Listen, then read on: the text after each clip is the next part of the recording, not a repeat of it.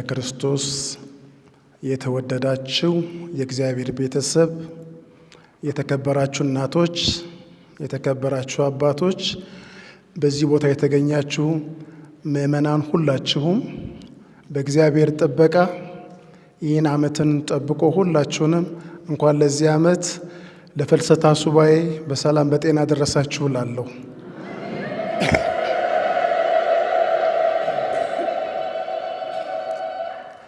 በየጊዜ ስለናንተ የፈጣሪን ነው ማመሰግነው። ይሄን የመሰለ የእግዚአብሔር ሰራዊት በአንድ ላይ ሆኖ ለ15 ቀን በሱባኤ የመትጋት ውጤት ከእግዚአብሔር የመጣ ኃይል ነው። ምክንያቱም በዓለም ውስጥ ብዙ ብክነት አለ፣ ምንባዝንበት ብዙ ምንሰራው ነገር አለ። ሁሉ ነገርን አቁመን በዚህ ሰዓት የውጭን ጩኸትን ዘግተን አሁን ሰዓታችንን ለእግዚአብሔር እንድንሰጥ አንደኛ የረዳን እግዚአብሔር ነው፣ የጠበቀን እግዚአብሔር ነው። ዓመቱን ሙሉ ጠብቆ ማለት ነው በዚህ በሚያምር ሁኔታ እንድንገናኝ ስለረዳን ለእግዚአብሔር አምላክ የሚገባው ምስጋና እናምጣለት እስቲ።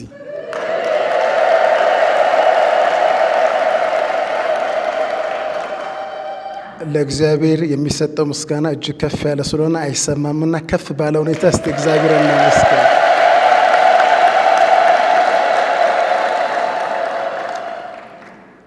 የእግዚአብሔር አምላካችን ስም የተመሰገነ ይሁን።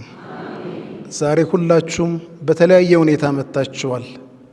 አንዳንዶቻችሁ በእጃችሁ ላይ በቤታችሁ የሚያስደስት ጥሩ ነገሮች አሉ። አንዳንዶቻችን የሚያስቆዘም ነገር አለን፣ የሚያሳዝን ነገር አለን። በኑሮ በቤት እነኚህ ሁሉ ነገሮች አሉ። ግን እነኚህ ሁሉ ዛሬ በእግዚአብሔር ፊት ስናቀርባቸው የሚቀደሱ ናቸው። ስለዚህ ከሱ ጋር ለመገናኘት ነውና የመጣ ነው። ከትንቢተ ኢሳይያስ ምዕራፍ 43 ቁጥር 2 ላይ ያለውን ነገርን ለመግቢያ አድርጌ ወደ ዋና ርዕሴ ይገባለሁ። ምክንያቱም ከእግዚአብሔር ጋር መሆን መባረክ ነው። አስቸጋሪ የምንለው በሕይወታችን ውስጥ ብዙ የሕይወት አስቸጋሪ ነገሮችን ቢኖሩ በቀላሉ እንሻገራቸዋለንና እንዲህ ይላል ኢሳይያስ፣ በውሃ ውስጥ ብታልፍ እንኳ እኔ ካንተ ጋር ነኝ ይላል። በአስቸጋሪ ነገር ውስጥ በወንዞች ውስጥ ብታልፍ የሚያሰጥም ነው። አስቸጋሪው ነገር ስላለ እግዚአብሔር ከኛ ጋር ስለሆነ ወንዙ አያሰምጥህም።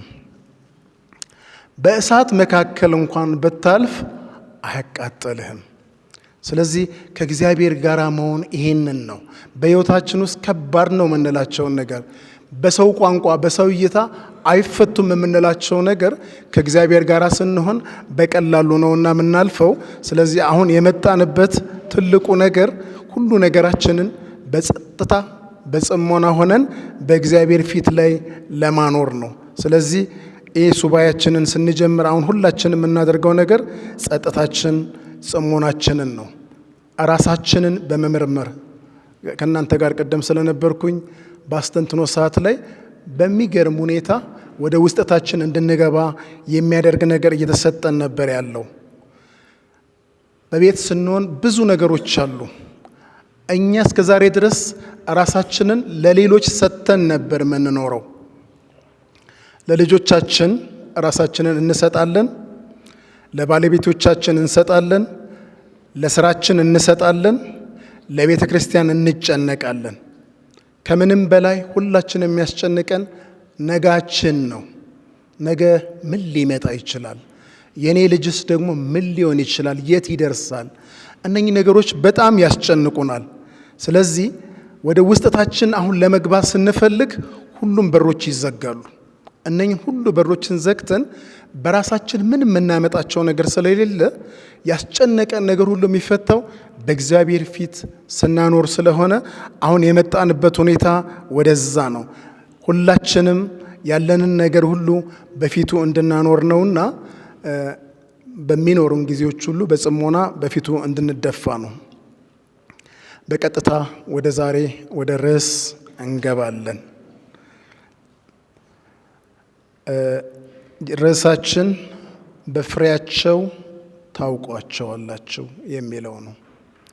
ከሱ በፊት ያለውን ነገርን ስንረዳው በደንብ ይህንን ቃልን የምንረዳው ይሆናልና የምናስተነትነው የእግዚአብሔር ቃል ከማቴዎስ ወንጌል ምዕራፍ 7 ከቁጥር 15 እስከ 20 ያለውን ነው። በመጀመሪያ ይህንን ካነበብን በኋላ ወደ ውስጥ የምንገባ ይሆናል። የበግ ለምድ ለብሰው ከሚመጡባቸው በውስጣቸው ግን ነጣቂ ተኩላዎች ከሆኑ ከሐሰተኞች ተጠንቀቁ። ከፍሬያቸው ታውቋቸዋላችሁ። ከእሾህ ወይንም ከኩርንችት በረስ ይለቀማልን? እንዲሁም መልካም ዛፍ መልካም ፍሬን ያደርጋል፣ ክፉ ዛፍ ክፉ ፍሬን ያፈራል። መልካም ዛፍ ክፉ ፍሬን ማፍራት ወይንም ክፉ ዛፍ ጥሩ ፍሬን ማፍራት አይቻለውም። መልካም ፍሬ የማያደርግ ዛፍ ሁሉ ይቆረጣል፣ ወደ እሳትም ይጣላል። ስለዚህ በፍሬያቸው ታውቋቸዋላችሁ። እዚች ጋር ያለችውን የመጨረሻውን ነው የምናሳርገው። በፍሬያችን እንታወቃለን። ስለዚህ በስተመጨረሻ ላይ የምናስረው ሁላችንም በቤቱ ስንኖር በመውጣት በመግባታችን ምን ፍሬ አለን የሚለውን ነገርን እንድናጤነው ነው። ወደዚህ ለመግባት እንዲያስችለኝ አንድ ጊዜ አንድ ምእመን ወደ ጆን ፖል ይሄዳሉ። ጆን ፖል ጋር ሄደው አንድ ጥያቄ ይጠይቋቸዋል። ይህ ዓለም የጎደፈ ዓለም ነው። ይህ ዓለም በጣም ብዙ ሰዎች በኃጢአት የተሞሉ ነው። ቅሚያ፣ ዝርፊያ የሞላበት ዓለም ውስጥ ነው የምንኖረው እና በጣም ነው የሚያሳዝነው ብለው ዓለምን በሙሉ ማለት ነው በጥላቻ ነው የቀቡት።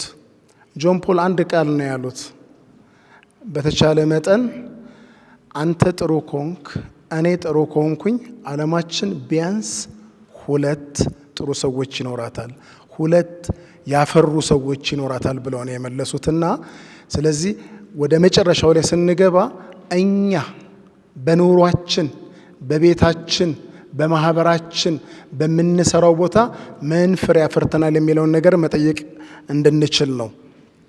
በዚህ ወንጌል ላይ በማቴዎስ ወንጌል አሁን ያደመጥነው ቃል ምዕራፍ 7 በተለይ ደግሞ ከምዕራፍ 5 ጀምሮ እስከ 7 ያለው የተራራው ስብከት የሚባለው ነው። ይህ የተራራው ስብከት ጊዜ ሰጥቷቸው የሚከተሉ ተከታዮቹ ወደ ጽድቅ መንገድ እንዲመጡ ያስጠነቀቀበትና የነገራቸው ቦታ ነው እና አማራጮች ደግሞ አሉ። አብዛኛው በነገራቸው ቦታ ከዚህኛው ምዕራፍ ከፍ ብለን ስንሄድ ስለ ጠባቧና ስለ ሰፊው በር ነው ያስቀመጠው። የእናንተ ነው ምርጫው። ጠባቡ በር በጣም ጥንቃቄ የሚያስፈልግበት ራሳችንን ጠብቀን የምንሄድበት ነው። ሰፊው በር ዓለም ሁሉ ያለበት ቅሚያ፣ ዝርፊያ እንደተፈለገ የሚሄድበት ነውና የምትወስኑትን ምረጡ የሚል ነው። እዚህ ጋም ሲመጣ የበግ ለምድ ለብሰው ከሚመጡባቸው ውስጣቸው ግን ነጣቂ ተኩላ ከሆነ ከሐሰተኛ ነቢያት ተጠበቁ። እዚህ ጋር ያለውን ነገር ነው በደንብ እንድናጠልቅ የሚያስፈልገው። ስናየው በመጽሐፍ ቅዱስ ውስጥ በግን በምንድን ነው የምናየው? በግ ትሁት ነው። በግ መልካም ነው። ኢየሱስ ራሱ የዓለምን ኃጢአት የሚያጠፋ የእግዚአብሔር በግ ነው የተባለው። ስለዚህ ግን እዚህ ጋር ምንድን ነው በጉ? ምንድን ነው? ለምንድ የለበሰ ነው። እላዩ ሲታይ በግ ነው። መልካም የሚመስል ነገር ያለው ነው። ምናልባትም በቤተ ክርስቲያን ውስጥ የሚገባ የሚያመልክ የአገልጋይነት መልክ ያለው ነው። ስለዚህ እጅግ ነው የሚያታለው። ጥሩ ነው ብለን ነው የምናየው። ከላይ ነው ልብሱ ነው እንጂ በግ አይደለም። ውስጣቸው ግን ነጣቂ ተኩላ። በምንድን ነው የምናውቀው? ተኩላ በክፋት ነው፣ በአደገኛነቱ ነው። ስለዚህ ያሉን ልጆች ካሉ እረኞች ከሆንን እንዳንቀማ፣ ምክንያቱም እንሰረቃለን። ስለዚህ በጣም ኢየሱስን የሚያስጨንቀው የነበረው ይህ ነው። ወደ እግዚአብሔር መንግሥት ጉዞ ስናደርግ ከጉዞአችን የሚያሰናክለን አለ፣ ተኩላ አለ። ስለዚህ መለየት፣ የውጭና የውስጥን መለየት ስለሚያስፈልግ ነው። ብዙ ጊዜ እኛ የምንታለለው በየትኛው ነው? በአማረው ውጫዊ በሆነው በተለሰነው ነገር ነው የምንሸወደው። በሱ እንዳትሸወዱ። ውጫዊ በሆነው ነገር ውስጡ፣ ወደ ውስጥ ስንገባ ደግሞ ምንድን ነው? ፍሬም ደግሞ አለ። ለዛም ነው ኢየሱስ ከፈሪሳውያን ጋር ብዙ ጊዜ የማይስማማው። መቃብር ትመስላላችሁ ነው አለ የሚለው። ከባድ ነው። ምክንያቱም ኢየሱስ ማረም ስላለበት ማለት ነው። የወጣ ነገር ሲኖር በቀጥታ ይናገራል። የተለሰነ መቃብር ትመስላላችሁ። መቃብር ምንድን ነው? እላዩ በጣም የተቀባ ያማረ እብነበረድ ያለበት ምናምን፣ ይሄ ውጫዊው ነገር ነው። ውስጡ ግን ሬሳ ነው፣ የተላ ነው፣ የበሰበሰ ነው። ኢየሱስ ደግሞ ማየት የፈለገው የትኛውን ነው? ያ የውጨኛውን አይደለም፣ ከውስጥ ያለውን ነገር ነው። ተጠንቀቁ፣ ተጠንቀቁ ነው። ይህንን ለማምለጥ ማለት ነው። የመጀመሪያው መንገድ ማን ነው? እዚህ ላይ በተቀመጠው በቃል በምንድን ነው ከዚህ ማለፍ የምንችለው? በመጠንቀቅ ነው። እዚሁ ተቀምጧል። ተጠበቁ። የትኛው ነው መልካም፣ የትኛው ነው ክፉ የሚለውን ነገር በመለየት መሄድ እንድትችሉ ተጠንቀቁ። በግ ከሚለው ነገር፣ ከሐሰተኛ ነቢያት ተጠንቀቁ። ምክንያቱም የምንሰማው ነገር ሁሉ ቆንጆ ቢመስልም ማለት ነው ውስጡ ግን ምን አለ የሚለውን ነገር እንድናጤን ስለሚያስፈልግ ነው። በብሉይ ኪዳን ሁላችሁም እንደምታውቁት የእስራኤላውያንን ታሪክ ብናይ ሙሴ ከፈርዖን ጋር የገጠመው ትልቅ ግብግብ አለ። አስነጥቃለሁ ሕዝቤን ለማስመለጥ እሱ ይሰራል፣ እግዚአብሔርም ስለሰጠው ማለት ነው። በዛን ሰዓት ከፈርዖን ጋር ያለው ግብግብ ቀላል አይደለም። ግን ምን አይነት ነበረ? ፊት ለፊት የሆነ ነው።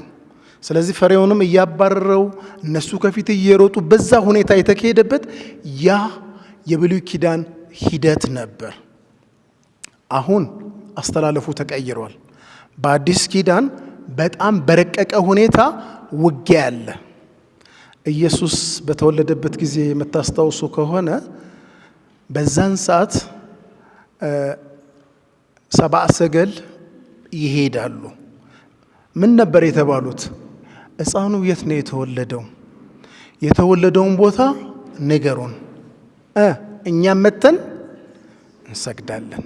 እንገለዋለን አይደለም፣ እናጠፋዋለን አይደለም፣ ከናንተ ጋር አብረን እንሄዳለን፣ እኛም እንሰግዳለን። ስለዚህ አብሮን ውስጡ ላይ ያለው ግን ምንድን ነው? ሌላ ነው። ስለዚህ ዛሬ የክፉ አሰራር ምንድን ነው? ከናንተ ጋር አብረን አለን፣ ከናንተ ጋር እንሰግዳለን እያለ ውስጣችን ከገባ በኋላ የሚነጥቀውን ይነጥቃል፣ እንደ ተኩላ ማለት ነው። ስለዚህ የበግ ለምድ ለብሰው ከሚመጡ ልንጠነቀቅ ይገባል። በቤታችንም እንድንፈትሽ ነው። ልጆቻችን አብረውን ያሉት ማለት ነው።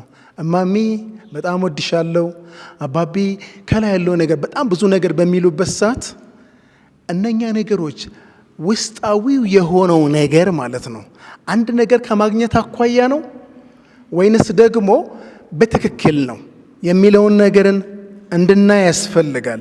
ምክንያቱም እያንዳንዳቸው ነገሮች የሚሄዱበት ነገር ውጫዊውን ከውስጣዊው መለየት ስለሚያስፈልግ፣ ምክንያቱም በውጫዊ ነገር እንዳንታለል ጥንቃቄ ማድረግ አለብን። እያወራን ያለነው ስለማን ነው? ሐሰተኛ ነቢዮች አሉ። ስለዚህ ከነኚህ ከሐሰተኛ ነቢዮች መጠንቀቅ አለብን። ምንድነው ዋና የሐሰተኛ ነቢይ አካሄዳቸውና ችግራቸው ምንድነው? ዛሬ ሚዲያውን እዩት፣ ሁሉ ነገርን እዩት፣ በተለያየ መንገድ እዩት።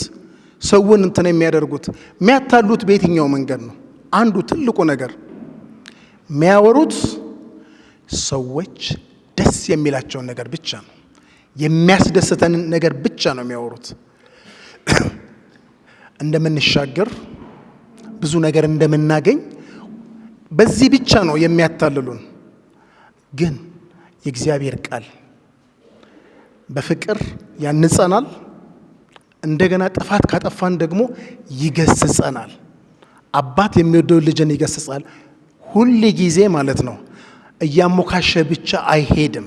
ስለዚህ ከሐሰተኛ ነቢያት የምንጠነቀቀው በዛ ነው። ሊያድነን ስለሚፈልግ እግዚአብሔር በግልጽ የሚያስፈልገን ነገር ነው የሚነግረን። ትንቢተ ኢሳይያስ ምዕራፍ 55 ላይ ዝናብ ከሰማይ በሚወርድበት ሰዓት የሚሰራውን ነገር ይነግረናል። ተግባሩ ሁለት ነው። ቃሉ ሲመጣ ማለት ነው። አንደኛው ያረሰርሰናል በጥሩ ሁኔታ።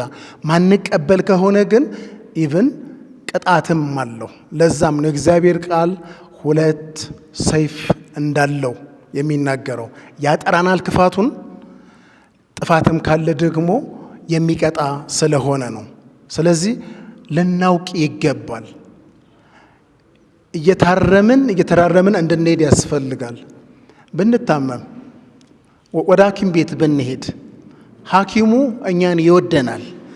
ስለሚወደን አልታመምክም ደህና ነህ ቢለን በማግስቱ ቤት ሄደን እንሞታለን። የታመምኩኝ ምን ያስፈልገኛል? ሕክምና ያስፈልገኛል፣ መድኃኒት ያስፈልገኛል፣ እንድታከም ስለሚያስፈልግ ማለት ነው።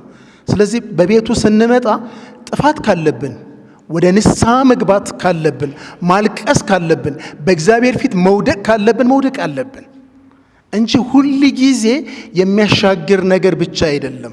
ዛሬ ሰምታችሁ ከሆነ ወንጌሎች ሁሉ ምን እየተባለ ነው? የብልጽግና ወንጌል ብቻ እየተባለ ነው። የፕሮስፔሪቲ ጎስፐል። አዎ ወንጌል የምስራች ነው። ወንጌል ድል ነው። ጥፋት ስናጠፋ ግን የሚያርመንም ነው። ብልጽግናም ብቻ አይደለም፣ በፊቱ እንድንወድቅም ነው፣ በንስሐ እንድንመለስም ስለሆነ ማለት ነው። ስለዚህ እነኚህ ሁለቱንም አንግሎች እያየን እንድንሄድ ያስፈልጋል። አንዱ ዛሬ በደንብ ልናቅ የሚገባው ስለ በግ ለምድ ይህን ካየን በኋላ ተኩላ፣ ተናጣቂ ተኩላ ነው። ስለዚህ ተኩላው ዛሬ ማን ነው? ተኩላ ብለን ልንጠነቀቀው የምንፈራው ነገር ማን ነው? ራሳችንን ምናስመልጠው ከማን ነው? ልጆቻችንን ምናስመልጠው ከማን ነው? እግዚአብሔር የሚጠይቀን ነገር ይሄንን ነው። ልጆቻችን ዛሬ የሚመሩት በምንድን ነው? በምንድን ነው የሚመሩት? የህይወታቸው መርህ ምንድን ነው? ቅድም በጣም ደስ ሲለኝ ነበር። ባስተንትኖ ጸሎት ስናደርግ አንዱ ሲመጣ የነበረው ነገር ምንድን ነው? ልጆቻችን በእግዚአብሔር ቃል በሙላት እንዲወጡ እንጂ በቲክቶክ እንዲሄዱ አይደለም። ሁሉ ነገር ተጥደን ነው የምንውለው። ቲክቶክ ላይ ሲገባ ወይንም ደግሞ ሶሻል ሚዲያ ላይ ሲገባ የበግ ለምድ ነው በጣም የሚያምር እነሱን የሚሰርቅ ነገር ነው። ቀልባቸውን የሚወስድ ነገር ነው። ደስ የሚል ነገር ነው ያለው። በቤት ውስጥ ቁጭ ብለን ምናልባት ሁላችሁም ሳሎን ላይ ማታ ከተቀመጥን አራት ካለን አራታችንም አናወራ። ሁላችንም በየመስመራችን ነው የምንሄደው። ምክንያቱም የሚያማምሩ ነገሮች አሉ፣ የሚወስዱን ነገሮች አሉ። በዛ ወስደው ግን ማረፊያችንን ግን አናቅም። ስለዚህ ተኩላ ነቢያት ሆነው የመጡት ማለት ነው። ሐሰተኛ ነቢያት የምንላቸው ማን ነው? በተኩላ ተመስለው የመጡት አጠገባችን እያሉ ቀልባችንን እየወሰዱ ያሉት ከክርስቶስ የሚያርቁን ነገሮች ስለሆኑ ነው። ስልካችን በቃ ሁሉ ነገራችን እሱ ላይ ነው ያለው። ስልክ ላይ በትክክል ከተጠቀምን የእግዚአብሔር ቃልም እሱ ላይ እናወርዳለን። ካልሆነ ግን ብዙ ነገሮች አሉ፣ ወደ ሌላ መንገድ የሚወስደን አለ። ክፉ ጓደኛ ከማን ጋር ነው የምንውለው? በዛም አማካይነት ስለምንሄድ ማለት ነው። ስለዚህ እነኚህ ሁሉ ነገሮች ማለት ነው የክርስቶስን እውነት እየነገሩን ነው። ካልነገሩን ግን ልናጤን የሚያስፈልገን ነገር ስለሆነ ነው። ይህ የበግ ለምድ የመሰሉ ተኩላ የሆኑ ነገሮች አሁን እያየን ያለ ነው በአዲስ ኪዳን ነው። በብሉይ ኪዳንም የነበረ ችግር ነው ከጥንት ጀምሮ ማለት ነው። ትንቢተ ሕዝቅኤል ምዕራፍ 22 ከቁጥር 25 ጀምሮ ያለውን ስናይ በብሉይ ኪዳን እንደዚሁ ልክ ኢየሱስ ክርስቶስ በማቴዎስ ላይ እንደተናገረን በብሉይ ኪዳንም እግዚአብሔር ለነቢያት ይናገር ነበር። እንዲህ ይላል፣ በውስጧ ያሉ ነቢያት እንደሚጮውና እንደሚናጠቅ አንበሳ ሆነው ተማማሉ። ነቢያቶቹ ወደ እግዚአብሔር ቤት ለመውሰድ አይደለም። ነቢያቶቹ የእግዚአብሔርን ድምፅ ሰምተው ሕዝብን ወደ እግዚአብሔር ማምጣት ሲኖርባቸው ተናጥቀው ከእግዚአብሔር ቤት እንዲወጡ ማለት ነው። ነፍሶችን ስተዋል። ብልግና ሀብትን ወስደዋል። በውስጧም መበለቶችን አብዝተዋል። ካህናቶቿም ሕጌን በድለዋል፣ ቅዱሳንንም አርክሰዋል። ቅዱስ በሆነ ባልሆነ መካከልም አልለዩም።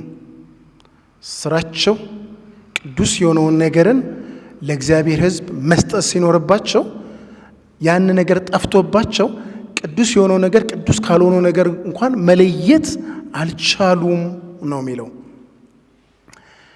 በውስጧ ያሉ አለቆች የስስትን ትርፍ ለማግኘት ሲሉ ደምን ያፈሱ ዘንድ ነፍሶችንም ያጠፉ ዘንድ እንደሚናጠቁ ተኩላዎች ሆነዋል።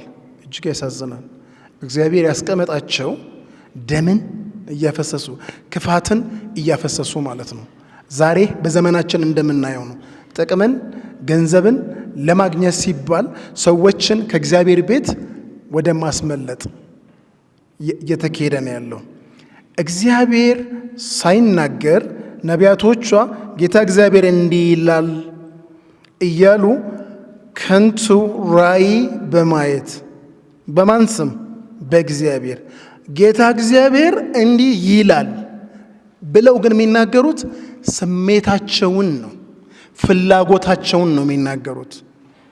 ስለዚህ በሱ ስም ነው የሐሰት ሟርት ለእርሱ በመሟረት ያለ ገለባ በጭቃ ይመረጋቸዋል። ስለዚህ ከብሉይ ኪዳን ጀምሮ ያለው ስለሆነ ዛሬም የሚናገረው ነገር እሱን ነው። በጣም ከባድ በዘመናችን ያለ ችግር ስለሆነ ነው። በተመሳሳይ ትንቢተ ሶፎንያስ ከ1 እስከ 5 በእንደዚህ አይነት ያስቀምጠዋል። ከ2 ጀምሮ ላንብበው።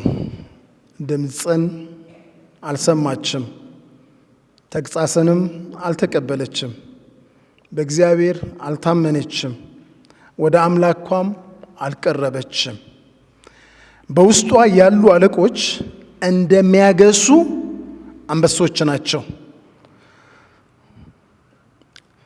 የሚፈርዱባቸውም እስከ ነገ ምንም እንደማያስቀሩ እንደ ማታ ተኩላዎች ናቸው። እዩት፣ እንደ ማታ ጨለማ ነው ያለን። ትክክለኛ ነገራችን እንዳይታይ፣ ገጽታችን እንዳይታይ በጨለማ አድብተው ሰዎችን ያሳሰታሉ። እንደ ማታ ተኩላዎች ናቸው። ነቢያቶቿ ቅሌታሞች፣ ተንኮለኛ ሰዎች ናቸው። ካህናቶቿም መቅደሱን አርክሰዋል፣ በሕግም ላይ ግፍ ሰርተዋል። እግዚአብሔር ግን ይህ ሁሉ ሲሆን እግዚአብሔር ግን አይረክስም። እግዚአብሔር በውስጧ ጻድቅ ነው፣ ክፋትንም አያደርግም። ፍርዱ ዘላለማዊ ነው፣ ወደ ብርሃን ያወጣዋል። ምንም ክፋት ቢሰሩ ማለት ነው በፍሬያቸው ስለሚታወቁ ግን ነገ ወደ ብርሃን ይወጣል። ስለዚህ የእግዚአብሔርን ጊዜ መጠበቅ ብቻ ነው። እንዲሁም ሐዋርያት ሥራ ውስጥም ስንመጣ የጳውሎስ ነገር ደስ ይለኛል። ሐዋርያት ሥራ ምዕራፍ 20 ላይ ማለት ነው። ጳውሎስ በጣም ይጨነቃል። ሙሉውን ያለውን ሕዝቡን ማለት ነው ወደ እግዚአብሔር ካፈለሰ በኋላ ማለት ነው እሱ ያንን እየሰራ የኢየሱስን የማዳን መንገድ እያሳየ ሲሄድ ከጳውሎስ ኋላ ደግሞ የሚከተሉ ተኩላዎች አሉ። እነኛ ደግሞ ከገቡበት መንገድ ደግሞ እያስወጧቸው ይሄዳል። ለዛ ለምእመኑ ይነግራቸዋል። ልክ እንደዚህ እንደናንተ ላለው ምእመን ጳውሎስ ይነግራቸዋል። እንዲህ ይላቸዋል ጳውሎስ በገዛ ደሙ የዋጃትን የእግዚአብሔር ቤተ ክርስቲያን ትጠብቋት ዘንድ መንፈስ ቅዱስ እናንተን ጳጳስ አድርጎ ለሾመበት ለመንጋ ሁሉ ተጠንቀቁ። የተሰጣችሁ መንፈስ ቅዱስ እናንተን መንጋውን እንድትጠብቁ ነው ይላቸውና አንድ ነገር ግን ይፈራል ጳውሎስ። እነሱ በነግራቸውም አይሰሙም። ስለዚህ እኔ ከሄድኩ በኋላ እሱ አንድ ቦታ ከሰበከ በኋላ ወደሚቀጥለው ነው እያለ ነው የሚሄደው። እኔ ከሄድኩም በኋላ ለመንጋው የማይራሩ ጨካኞች ተኩላዎች እንዲገቡባቸው ደቀ መዛሙርትም ወደ ኋላቸው እንዲስቡ ዘንድ ጠማማ ነገርን የሚናገሩ ሰዎች በመካከላችሁ እንደሚነሱ አውቃለሁ። እኔ ሄዳለሁ ክፉ ነገር እንዲገባባችሁ ማለት ነው። የእግዚአብሔር ነገር እንዳይኖር ማለት ነው። እርስ በርሳቸው እንዲባሉ ይሄ እንደሚመጣ አውቃለሁ። ስለዚህ ተጠንቀቁ ይላቸዋል። እነሱ ሲመጡ ያን ሳያደርጉባቸው መዋጋት እንዲችሉ ማለት ነው፣ መለየት እንዲችሉ ማለት ነው። ስለዚህም ዛሬ ኢየሱስ የፈለገው ነገር ይህ ነገር እንደሚመጣ ነው። በዙሪያችን ካለው ነገር አይተን መለየት እንድንችል ነው የሚፈልገው። ስለዚህ እነኚህን ግን በምን እንለያቸዋለን? እነኚህ በመካከላችን ላይ ሆነው የሚያስቱ ተኩላዎችን ማለት ነው በፍሬያቸው ትለያቸዋላችሁ። አሁን የተቀመጠው ዛፍ ሁለት ዛፍ አለ። መልካም ዛፍ መልካም ፍሬን ያፈራል፣ ክፉ ዛፍ ክፉ ፍሬን ያፈራል። የሚገርመው ነገር ሁለቱም ዛፎች ያፈራሉ፣ ሁለቱም ፍሬን ያፈራሉ። ሁለት ማንጎ ከሆነ ያኛው ቆንጆ ማንጎ በወረደ የሚጣፍጥ ደስ የሚል ማንጎ፣ ሌላኛው ግን የተበላሸ በፍሬው ስለሚታወቅ ነው ለመብልነት የማይሆን ለሕይወት የማይጠቅም ነገር ነው። ስለዚህ በመካከላችን ሆነው እንደፈለጉ ቢያደርጉን መጨረሻ ላይ የሚያደርጉት ነገር ምንድን ነው? ክፉ ነገር ነው። ምናልባትም እንደ ቤተ ክርስቲያን እንደንትን ስናያቸው አይታችሁ ከሆነ መጽሐፍ ቅዱስን በደንብ እንደዚህ አቅፈው ከኛ ጋር የሚሄዱ የሚንበረከኩ፣ ጸሎት የሚያደርጉ፣ ቅዳሴ የሚመጡ፣ ምናልባትም የሚዘምሩም ሊሆኑ ይችላሉ። ሁሉም መልካም ነው። ግን በስተመጨረሻችን ማለት ነው ፍሬያችን ምንድን ነው? ክፉ ፍሬ መናፈራ ከሆነ ነው እነኚህ ሁሉ ነገሮች መልካም ናቸው። ይሄ በሚያምር መንገድ ከሄድን በኋላ ግን በፍሬያችን ስለምንለይ ነው። ጸሎታችን እዚህ መጸለያችን ታጋሽ ነው የሚያደርገን። ታጋሽ ካደረገን ጥሩ ነው። እምነታችን የበለጠ ማለት ነው ይቅር እንድንል ያደርገናል። ከዚህ በኋላ ከወጣን በኋላ ቆንጆ ሱባኤ ያደርገን ጸሎትን ጸልየን ማለት ነው። ቤት ስንገባ ጭቅጭቅ ከሆነ ምንጋጭ ከሆነ መስሪያ ቤት ስንሄድ በመስሪያ ቤትም ያለን ነገር ጥሩ ካልሆነ በምንገባበት ቦታ ላይ ሁሉ ያለን ነገር ኢየሱስን የማይሸት ከሆነ ፍሬያችን የሚገለጠው እዛ ጋ ነው። ስለዚህ ቅዳሴያችን የበለጠ ለጋስ ሊያደርገን ይገባል። ለማርያም ያለን ፍቅር ማለት ነው ልክ እንደ ማርያም ታዛዥ እንድንሆን ትሁት እንድንሆን የሚያደርገን ከሆነ ጥሩ ነው። እንደ ካቶሊክ እንደ እምነታችን ማለት ነው እንኖራለን። እኔ ከዚህ በፊት የሰማሁት የካቶሊክ ኃይለሥላሴ ጊዜ ነው ና መሰለኝ አላቅም። አንድ ካቶሊክ ወደ ፍርድ ቤት የሚሄድበት ሰዓት አናኗሩ ማለት ነው ከቤት ውጪ ላይ ያለው ነገር ጥሩ ስለሆነ ለምስክርነት አንድ ወይንም ሁለት ካለ ያ ማለት ምን ማለት ነው? ጥሩ መልካም ነገራችን እስከ ውጪ ነው ማለት ነው። ጥሩ ፍሬ አለን ማለት ነው። ስለዚህ በመስሪያ ቤታችን ውስጥ ስንገባ ማለት ነው የተለያየ ቤተ እምነቶች እንኖራለን፣ እንገናኛለን። ከሙስና የጸዳ፣ ከቅሚያ የጸዳ፣ ከዝርፊያ የጸዳ በትክክል ምናስተናግድ ከሆነ የኛ ክርስትናችን የሚገለጠው በቤተ ክርስቲያን ውስጥ ብቻ አይደለም፣ በምንሰራበት በማህበረሰባችን ጭምር ነው። በዛ ቦታ ላይ ይህ ፍሬ ከታየ እርግጥ እግዚአብሔር ከብሯል ማለት ነው። የሚጠበቅብን ምን አይነት ፍሬ ነው? ከእያንዳንዳችን የሚጠበቅብን እንድናፈራ የሚጠበቅብን ፍሬ ምንድን ነው? ከገላትያ ምዕራፍ 5 ከቁጥር 22 ጀምሮ ያለውን እናያለን። እዛው በገላትያ 5 ላይ የሥጋ ፍሬዎች አሉ፣ የመንፈስ ፍሬዎች አሉ። ዛሬ የሥጋ ፍሬዎችን አንፈልጋቸውም። በፍሬያችን ስለምንታወቅ የመንፈስ ፍሬዎችን ብቻ እናያቸዋለን። ስለዚህ በእኛ ሕይወት ውስጥ ልናፈራ የሚገባን እነኚህን ስለሆነ ማለት ነው የመንፈስ ፍሬዎች ምንላቸው። የመንፈስ ቅዱስ ፍሬ ግን ይላል የሥጋን ዘርዝሮ ከጨረሰ በኋላ የመንፈስ ቅዱስ ፍሬ ግን በሕይወታችን ሊኖር የሚገባው አንደኛው ፍቅር፣ ደስታ፣ ሰላም፣ ቸርነት፣ በጎነት፣ ታማኝነት፣ የዋህነት፣ ራስን መግዛት። እነኚህ ሁሉ በየዕለቱ ከኛ እንድናፈራ የሚጠበቁብን ፍሬዎች ናቸው።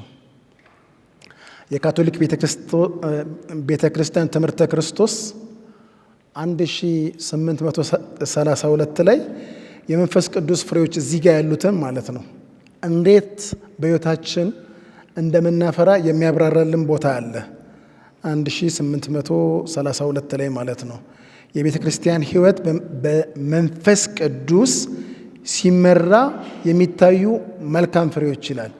ቤተ ክርስቲያን ሕይወት፣ ቤተ ክርስቲያን ሲባል ግንቡ አይደለም። በእኛ ላይ በማን ከተመራን? በመንፈስ ቅዱስ ከተመራ።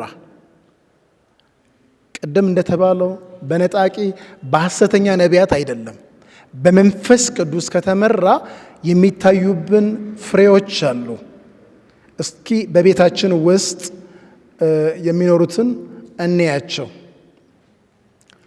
ቁጣ ካለ፣ ጭቅጭቅ ካለ፣ ንትርክ ካለ ልክ ይህ መንፈስ ቅዱሱ ሲሰራ ከዛ ወዲህ ኤኒሞር አይኖሩም። እነኚህ ሁሉ በሰላም ይተካሉ ማለት ነው።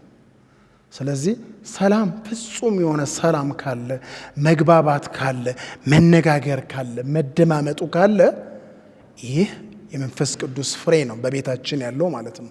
ከራሳችን ስለምናየው ማለት ነው። ጥላቻ፣ አለመግባባት፣ አምባጓሮ ካለ የመንፈስ ቅዱስ ፍሬን እናጣለን። ስለዚህ ፍጹም በፍቅር ይተካል ማለት ነው። በመንፈስ ቅዱስ የሚመራ ከሆነ ማለት ነው። ምንከራከር ከሆነ ደግሞ አለመግባባት የሚኖር ከሆነ ይህ ክርክሩ በይቅርታ በቃ ትቻለሁ ብለን ነው የምንሄደው እንጂ ጉዳዮችን ወዳልተገባ ነገር አንወስዳቸውም። ፍርሃት አንዱ ትልቁ ችግር ምን እንደሆነ ታውቃላችሁ? ፍርሃት ነው። ይህ ፍሬ በሕይወታችን ውስጥ ከሌለ ሁል ጊዜ ስጉ ሆነን ነው የምንኖረው። ነገሮች ወዴት ሊሄዱ ይችላሉ? ልጄ ምን ሊሆን ይችላል? ነገ እኔ ምን ልሆን ይችላለሁ? የሚለው ፍርሃት ይመጣብናል። ግን መንፈስ ቅዱስ ሲኖር እግዚአብሔር ካለ ተስፋ አለ። ስለዚህ በተስፋ ስለምናምን ፍርሃት በሕይወታችን ውስጥ አይኖርም ማለት ነው። አንድ ነገር እንድናውቅ በዚህ አጋጣሚ የሚያስፈልገን እኛ እዚህ ጋር የምናወራው ስለ ራሳችን ብቻ አይደለም፣ ስለ ዓለምም ነው። የእኛ ቤተሰብ ነው አሁን እያወራን ያለ ነው። ቤተሰብ ከተለወጠ ማህበረሰብ ይለወጣል። ትልቁ ማህበረሰብ ይለወጣል። ምክንያቱም ይህ የመንፈስ ቅዱስ ፍሬ ማለት ነው በሁላችንም ውስጥ ከመጣ ማህበረሰብ ይለወጣል። ማህበረሰብ ከተለወጠ አገር ይለወጣል። ዛሬ አሳዛኝ ነገር ላይ ነው ያለነው። ድሮ በፈለጋችሁ ሰዓት አስነስታችሁ መኪና አቋርጣችሁ የፈለጋችሁበት በማንኛውም ጊዜ ትሄዳላችሁ። ዛሬ የምንሄድበት ጊዜ አይደለም። በየቦታ ሰላም የለም፣ ግጭት ነው፣ ዝርፊያ አለ፣ መገዳደል አለ፣ ጦርነት አለ። ይህ ድምር ውጤቶች ናቸው። ከታች ያለው ፍሬ ያለ መኖሩ ነው። ሰዎች ተጠባብቀን በምንኖርበት ደረጃ ነው። ስለዚህ የአገር መበላሸት ከየት ይጀምራል? ከታች ከቤተሰብ ነው የሚጀምረው። ሲታከም የቤተሰብ ማህበረሰብ ጥሩ እየሆነ ይሄዳል። ስለዚህ በቤተ ክርስቲያን ላይ የምንሰራው ነገር አገርን ለማከም ነው። እኔ ምን ፍሬ አለኝ የሚለውን ነገር ሁሉም ማለት ነው በግሉ ከተለወጠ የግል ድምር ውጤቶች የጋራ ስለሚሆኑ ማለት ነው። አብዛኞቻችሁ እዚህ ያላችሁት የምትበዙት የማርያም እናቶች ስለሆናችሁ የቅድስት ሞኒካን ታሪክ ነው አሁን ለነግራችሁ የምፈልገውና ምክንያቱም ከቅድስት ሞኒካ የምንወስደው ነገር ብዙ ስለሆነ ነው። ቅድስት ሞኒካ የቅዱስ አጎስቲኖስ የታላቁ የቤተ ክርስቲያን አባት የእሱ እናት ነች። ቅድስት ሞኒካ ይህ ቅዱስ በእውቀት ጎበዝ ግን ባህሪው አስቸጋሪ፣ ቤተ ክርስቲያን ማይወድ፣ ጸሎት የማይወድ፣ አልባሌ ቦታ የሚውል ነው። ስለዚህ ዛሬ ምናልባት በተለያየ ቤት ውስጥ የሚገጥመን አይነት ነገር ነው እና እሷ በጣም ትመክረዋለች፣ ፍጹም አይመጣም። አንድ ነገር ነው ማድረግ የጀመረችው። ልጅን የሰጠን እግዚአብሔር ነው። ስለዚህ የሰጠንን መልሰን ወደ እሱ ስንወስድ የጋራ ኃላፊነት አለን ከእግዚአብሔር ጋር፣ ግድ ይለዋል። በእግዚአብሔር ፊት ሁሌ ትጸልያለች። ልጇ እንዲመለስ ወደ ቤት እንዲገባ ሁል ጊዜ ትጸልያለች። ብዙ ጊዜ ጸለየች፣ ሊመለስ አልቻለም። ፌዝ መጣባት። ዝም ብለሽ ትደክሚያለሽ፣ ዝም ብለሽ ትጸልያለሽ። እሱ እንደሆን ዱርዬ ነው፣ የቀመሰውን ቀምሷል። በቃ እዛ ቦታ ነው። አልተወችም። በእግዚአብሔር ላይ ያለ እምነቷን ቀጠለች። ሁል ጊዜ በጸሎት በፊቱ በመደፋት በእንባ በስውር በጨለማ ያነባነውን እንባ እግዚአብሔር ያብሰዋል። ስለዚህ በዛ ሁኔታ ላይ ሆና ተመለሰ። ወደ ቤተ ክርስቲያን መጣ፣ ተጠመቀ፣ ቆረበ። አሁን በካቶሊክ ቤተ ክርስቲያን ታዋቂ ምናልባት ቴዎሎጂም ስንማር በቴዎሎጂም በፍልስፍናውም ማለት ነው ብዙ መጻሕፍቶች የተጻፉት የቅዱስ አጎስጢኖስ ናቸው። ስለዚህ በቤተ ክርስቲያን ካሉት ከታላላቅ ቅዱሳኖች አንዱ ነው። ይህ እዚህ ቦታ ላይ እንዲመጣ የእንባ ነው። ያንን ከሷ የወጣ አብራኳ ስለሆነ በጸሎት ያገኘችው ስለሆነ ነው። ርዕሰ ሊቃነ ጳጳስ ቤኔዲክት 16ኛ ቅድስት ሞኒካን ለቤተ ክርስቲያን እናቶች ምሳሌ እና አማላጅ እንደሆነች አቅርበዋታል።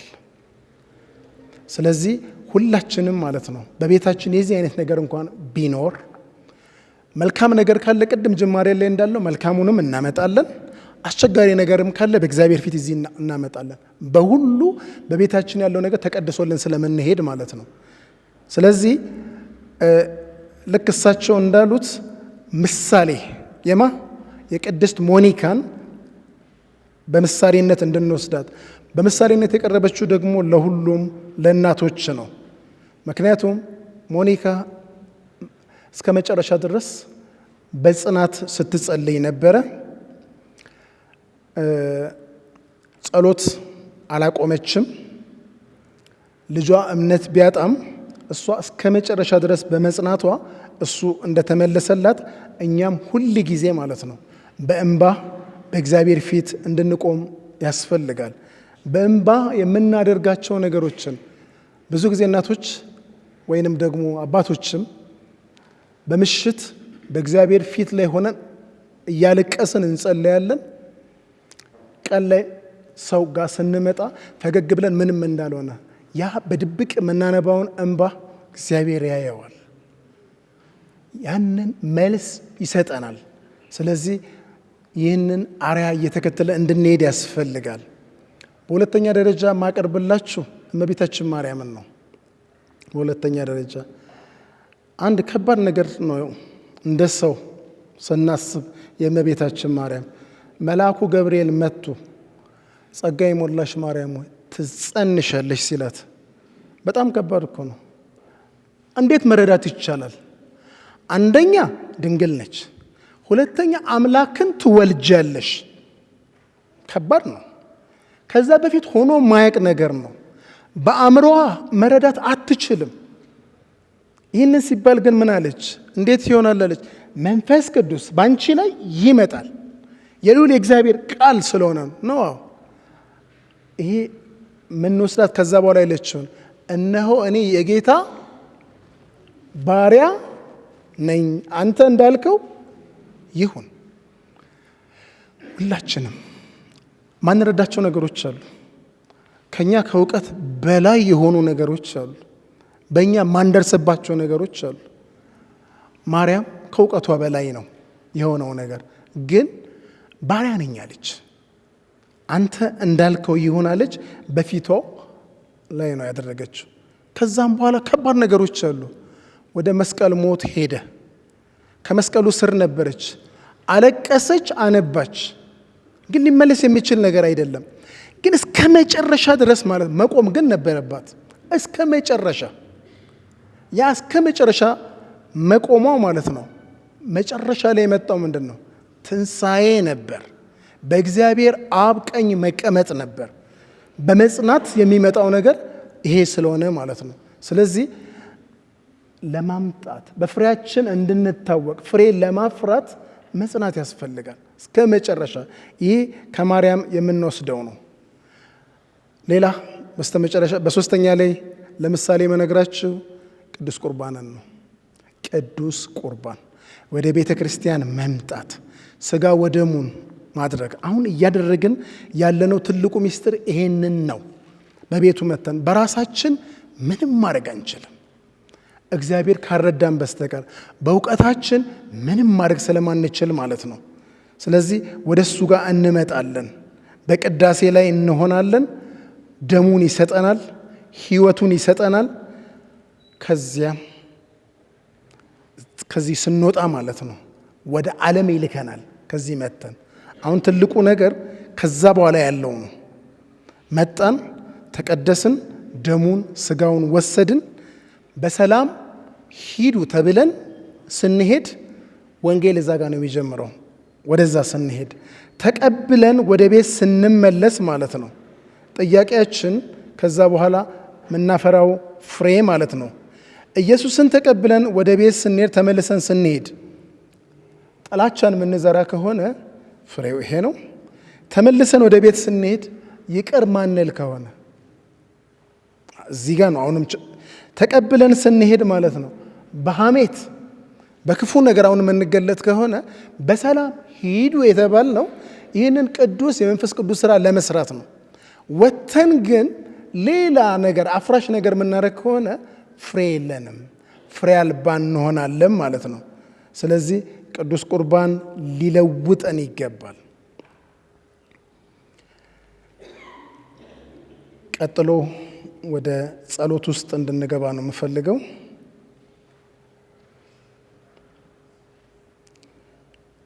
አብረን ሆነን በመጀመሪያ አንድ የህሊና ምርመራ እናደርግና ወደ ጸሎት እንገባለን። አሁንም ትንሽ ደቂቃ የህሊና ምርመራ ትንሽ ደቂቃ እናደርጋለን።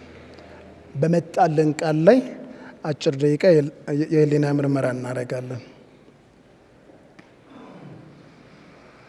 ይህንን መልስ ለራሳችን ብቻ ነው የምንሰጠው፣ ለራሳችን ብቻ የምንሰጠው በእኛና በእግዚአብሔር መካከል ብቻ። አሁን የምናወራው እኛ ከእግዚአብሔር ጋር ነው። እኔ ከእግዚአብሔር ጋር ያለኝ ጥብቅ ቁርኝት ምን ይመስላል? ከእግዚአብሔር ጋር የመነጋገሪ ቁርኝቴ ምን ይመስላል? በእውነት ሁልጊዜ ጸልያለሁ? ጸሎት ስለሚያስፈልግ ሁል ጊዜ ነው የምጸልየው? ወይስ ደግሞ በችግር ጊዜ ብቻ ነው? ችግር ሲገጥመኝ ጌታ ሆይ ከዚህ አውጣኝ ብዬ ነው? ወይስ ሁል ጊዜ ነው የምጸልየው? በሕይወቴ የመጀመሪያ ቦታው የሰጠሁት ለእግዚአብሔር ነው ወይስ ሌሎች ነገሮች አሉ? በሕይወቴ ማን ነው መጀመሪያ? በሕይወቴ መጀመሪያ የሰጠሁት ለማን ነው? ወደ ቤተሰባችን እንግባ። በቤታችን ውስጥ ያለው ሰላም እንዴት ነው? ከኛ አብራክ የተወለዱ ልጆች እስከኛ ሰላም ያገኛሉ ወይስ ትችት፣ ጭቅጭቅ ነው? በቤታችን ውስጥ የጸሎት ፕሮግራም አለን ከልጆቻችን ጋር ቋሚ የሆነ ጸሎት ፕሮግራም አለን። ከአካባቢያችን ጋር እስቲ ራሳችንን ፈትሸው። በአንደበታችን የአካባቢ ሰዎችን እንጎዳለን? በንግግር እንጎዳለን ወይስ የሚያንጽ ንግግር ነው የምንናገረው? የሌሎችን ስም እናጠፋለን?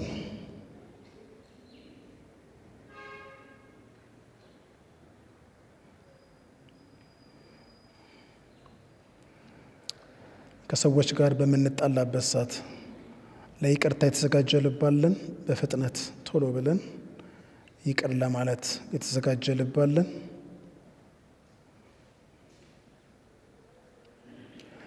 ለእግዚአብሔር አሁን የምናስረክበው ነገር ካለ አሁን እናስረክባለን። ቅናት፣ ቂም፣ ትዕቢት፣ ሌሎችም እነኚህ ነገሮች በሕይወቴ ውስጥ አልሰበር ያሉት ነገሮች ካሉ አሁን ለእግዚአብሔር የምናስረክባቸው ነገሮች ካሉ በመልካም እንዲቀየር እግዚአብሔር አሁን ይረከባቸው፣ ከሕይወታችን ላይ እንዲበኑ ማለት ነው።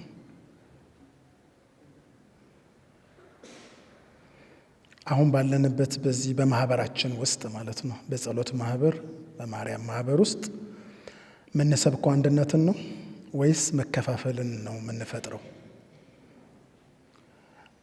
አብረው በማህበር ውስጥ ያሉትን እናጠነክራለን፣ እናሳትፋለን ወይስ እናገላለን? ለራሳችን ነው የምንመልሰው።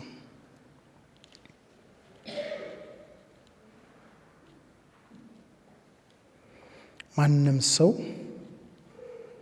እኛ የምንናገረውን ሳይሰማ በህይወት ብቻ ማለት ነው እኛን አይቶ በእርግጥም ይህ ሰው ኢየሱስን ይመስላል የሚል የህይወት ምስክርነት አለን? ባናኖራችን ብቻ ታይተን የህይወት ምስክርነት አለን?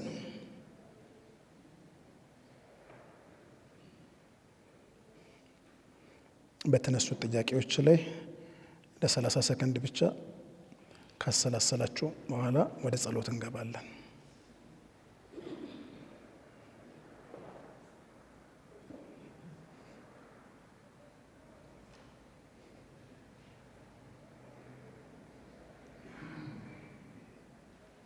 እነኚህ ጥያቄዎች አንደኛ እያሰላሰልን በህይወታችን ከርዕሱ ጋር ለመጣው ምን ያህል ፍሬ እንዳፈራን እንድናይ ነው። ራሳችንን ሰልፍ ኤግዛሚኔሽን ነው።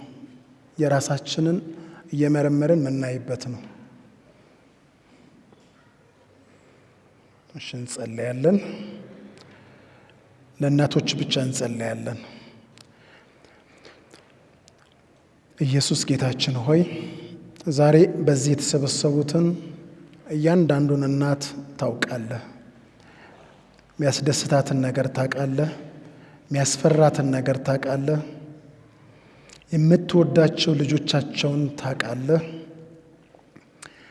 የምትጨነቅላቸው ልጆቿን ታውቃለህ።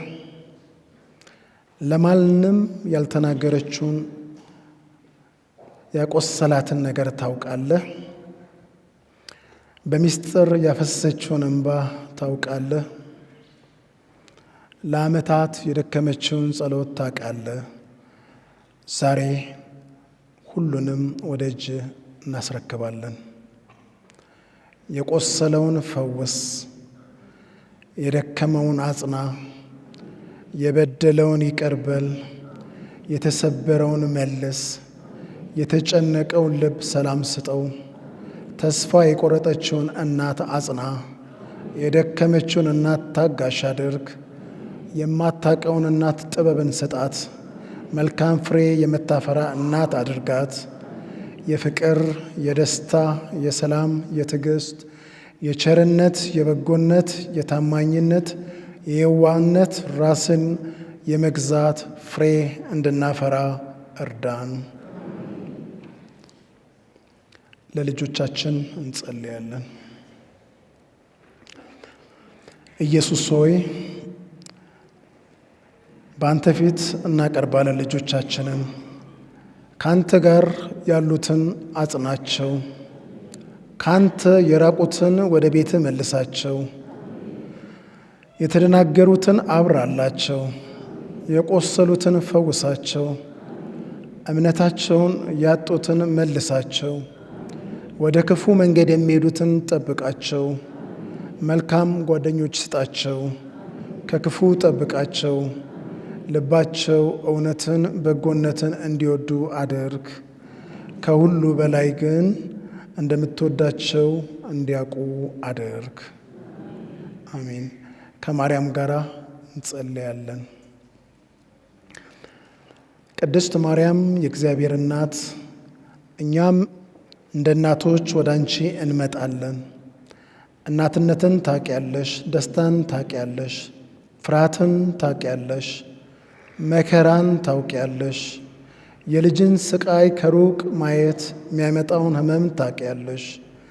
እንዳንቺ እነሆኝ የጌታ ባሪያ፣ እንደ ቃል ይሁንልኝ እንድንል እርጂን፣ አስተምሪን። እግዚአብሔርን እንድንታመን አስተምሪን። መጸለይን አስተምሪን። ታማኝ ሆነን እንድንቆም አስተምሪን። በመስቀል ስር ከኢየሱስ ጋር እንድንቆም አስተምሪን። ለቤተሰቦቻችን አማልጂ፣ ለልጆቻችን አማልጂ፣ ለባለቤቶቻችን አማልጂ፣ ለካህናት አማልጂ፣ ለዚህ ማህበር አማልጂ፣ በአሁኑ ጊዜና በሞታችን ጊዜ አማልጂን።